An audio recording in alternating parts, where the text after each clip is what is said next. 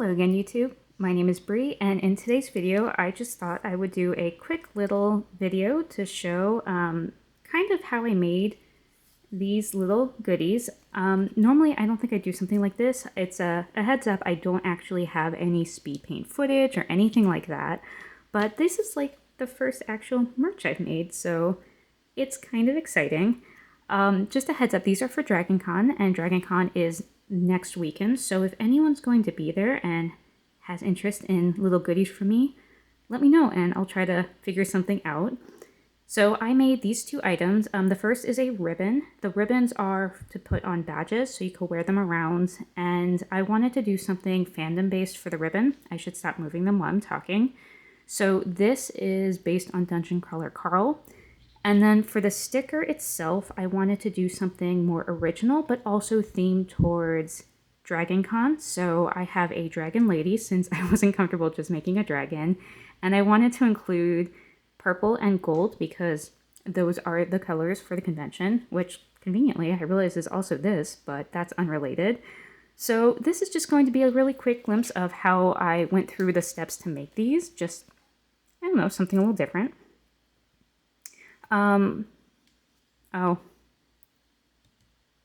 The computer's going to be a pain in the butt. So first of all, this is my Wacom Intuos, or no, I don't know my own tablet. This is a Mobile Studio Pro, and I honestly can't recommend it. So if this is actually a really old device, I got this back in, I don't know if I can find it, I'll put the date, but I've had numerous problems with it. I needed a new computer and I wanted a new tablet at the same time.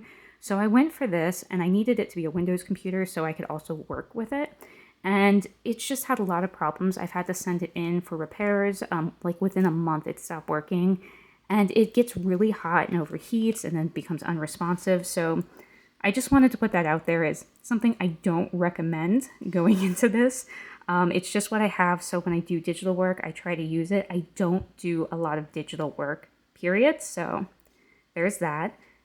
But yeah, for the ribbon, I definitely had to work digitally, and so I started with just some quick sketches to both get a feel for working digitally again, because it's been years since I've done it, and also just kind of learn how to draw a Persian. So a little background, Dungeon Crawler Carl is a book series by Matt Dinneman, and the audiobook is fantastic. It's done by Jeff Hayes, who is absolutely brilliant. He's, at this point, my favorite audiobook narrator, and he really brings these characters to life. So the main character is Carl, and he has a cat named Princess Donut, the Queen Anne Chunk, and basically it's a lit RPG where the world is mostly destroyed, most humans are killed, and those who survived have the option to go down into under the earth into a dungeon, and if they survive to a certain point, they can win prizes and live and blah blah blah. It's a comedy, it's a dark comedy,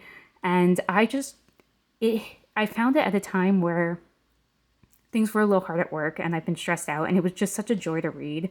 And the story gets a lot more serious as it goes, which really appeals to me.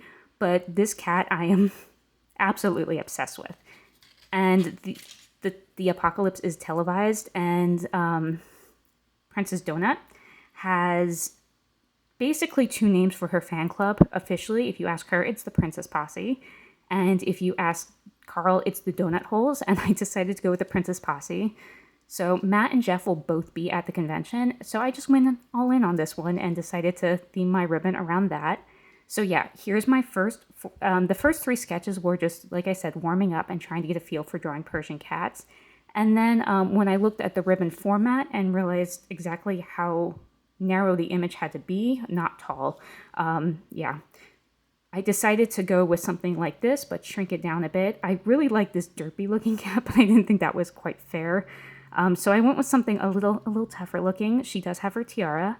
She is a tortie Persian, which made it way more difficult to draw. I think I saw somewhere that Matt actually said that he didn't want the cover artist to have to draw a tortie because it's more complicated.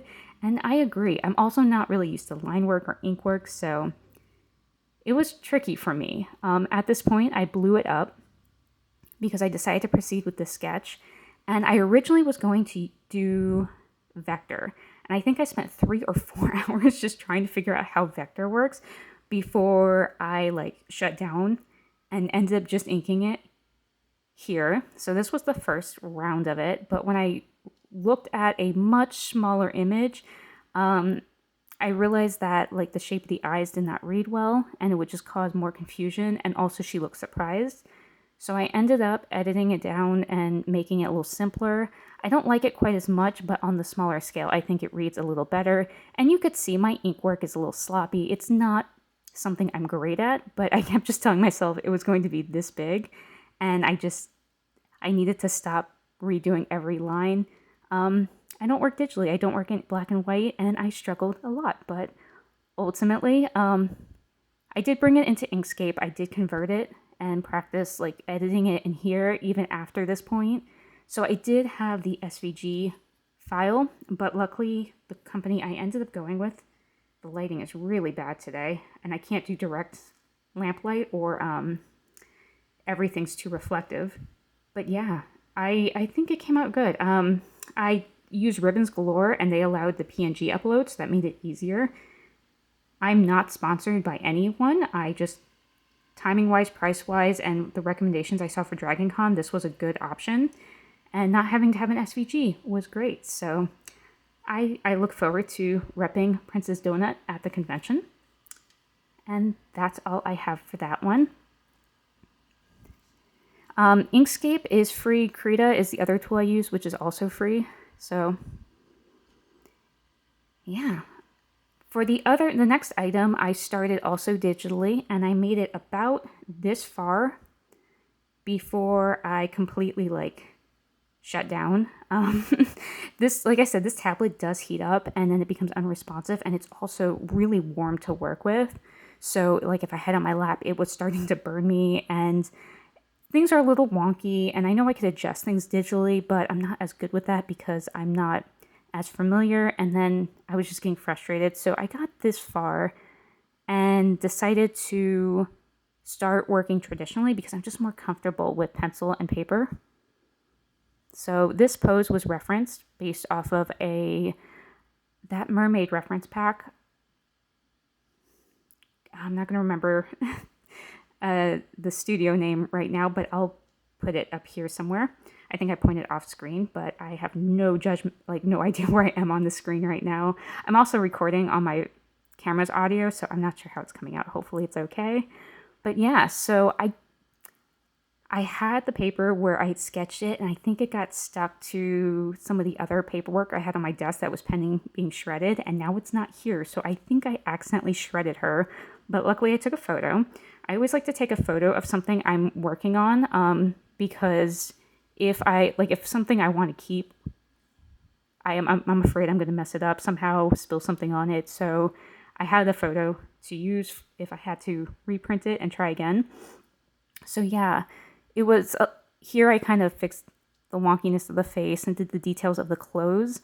I played around with a few ideas and decided to go with a simple dress, making room for her tail. I had a hard time figuring out how pieces work together, so I'm assuming it's a halter with ample space either in the back for her tail somehow, whether it's coming out the bottom of the dress or in a hole. It's probably a hole. I don't know how these things work. In Baldur's Gate 3, all the characters just had tails sticking through their clothes. It didn't make any sense. But yeah, so I imagine her as a dragon with her little dragon hoard. Lots of gold. I had like extra jewelry in the original sketch that didn't make it to the final piece, but that's okay. So we'll put that down. It's already starting to make a lot of noise. And then I traced it onto, let's see if I could get the lighting fixed in editing because it is really bad right now. Yeah, so from here I traced it onto a 9x12 piece of Arches watercolor paper, cold press, and went to town on it. I definitely did not record this. I just really wanted to be able to work on it in my own time and not worry about trying to have everything on film and wait for the right lighting because the lighting in my place is not consistent.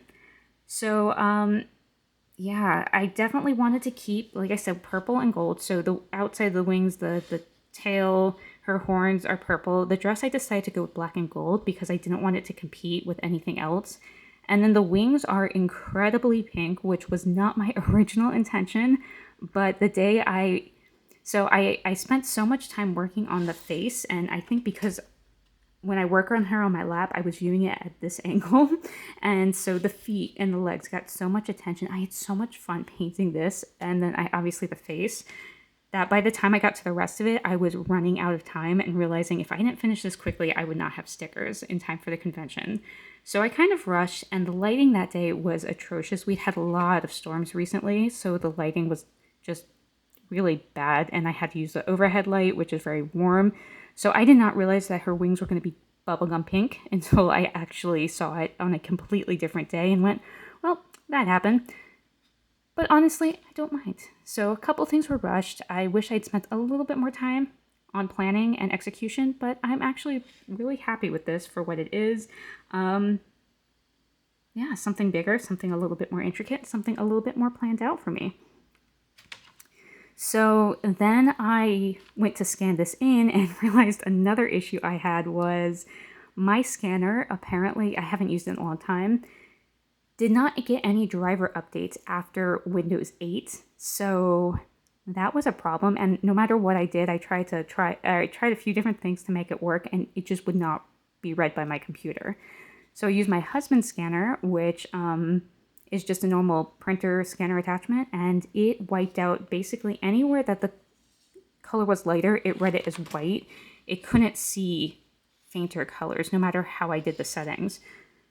At this point, I was starting to freak out and get stressed out.